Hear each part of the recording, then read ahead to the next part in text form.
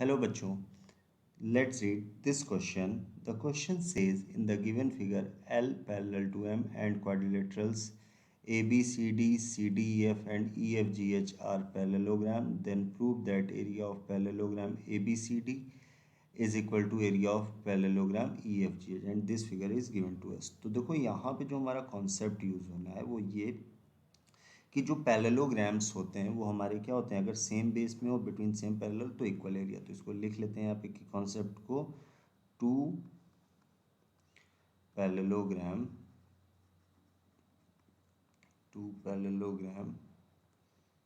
This is this can be now write as parallelogram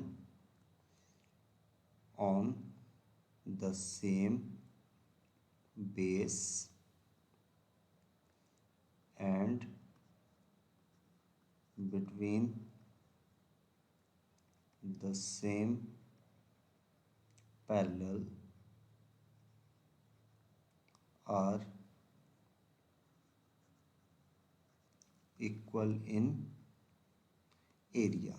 ठीक है, तो देखो अगर इस कॉन्सेप्ट को हम लोग यूज़ करें तो यहाँ से हम लोग लिख सकते हैं since area of parallelogram A B C D is equal to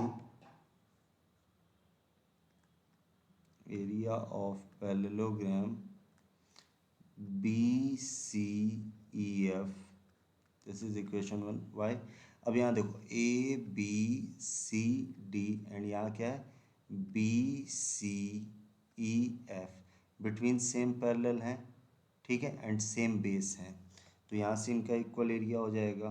ठीक है, अब इसी तरह हम लोग इसको कह सकते हैं similarly area of parallelogram B C E F is equal to area of parallelogram, this is E C G H. ठीक है, E C and this is G H, E F G H कह सकते हैं इसको, F E F G H, हाँ E F G H. ठीक है, तो अब यहाँ से देखो ये इक्वेशन सेकंड बन जाएगी हमारी। ठीक, तो अब यहाँ से देखो फ्रॉम इक्वेशन 1 एंड 2, तो यहाँ से हम कह सकते हैं area of parallelogram A B C D is equal to area of parallelogram E F G H.